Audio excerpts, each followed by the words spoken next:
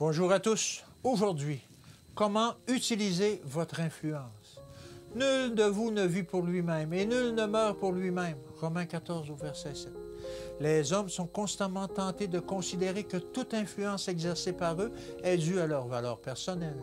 Le Seigneur ne travaille pas avec ceux qui voient les choses de cette façon-là. À aucun être humain, il ne donnera la gloire qui revient à son saint nom. Dieu voudrait que tous soient sous ses directives et reconnaissent que c'est à lui qu'appartiennent toute la gloire et leur succès.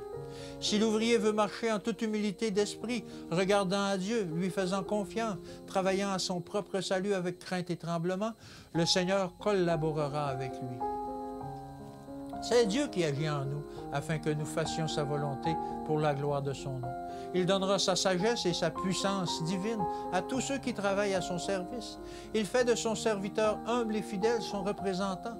Celui qui ne s'exalte pas lui-même et qui ne pense pas à lui-même plus qu'il ne doit, consacrera sa vie en sacrifice vivant. Dieu acceptera cette vie, il l'emploiera et il la soutiendra. Notre vie ne nous appartient pas, elle appartient au Christ.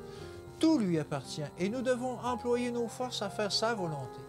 Veillez et priez, dépensez-vous sans compter à faire sa volonté, de tout votre cœur.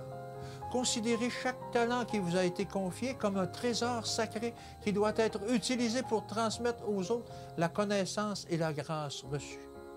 Néhémie a exercé une grande influence sur les monarques, à la cour desquels il vivait, ainsi que sur les citoyens de Jérusalem. Au lieu d'en attribuer les louanges à son caractère admirable, à ses attitudes et à sa remarquable énergie, Néhémie exposa la situation telle qu'elle était. Il déclara que ses succès étaient dus à la main bienfaisante de Dieu qui reposait sur lui. Il chérissait la pensée que Dieu était sa sauvegarde chaque fois qu'il était à même d'exercer une influence.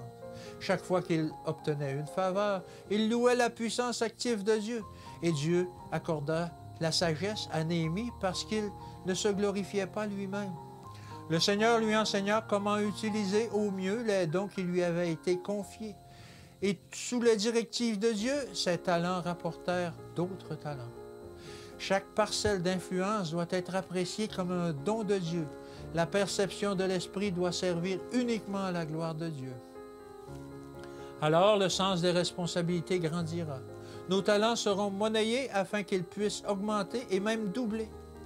Des centaines d'hommes et des femmes se mettront assidûment et consciencieusement au travail pour faire usage de ce qu'ils ont, s'ils savaient une appréciation correcte de la confiance divine qui leur est accordée. Sommes-nous de ces ouvriers? Que Dieu vous bénisse et qu'il vous garde aujourd'hui. Et je vous dis à demain.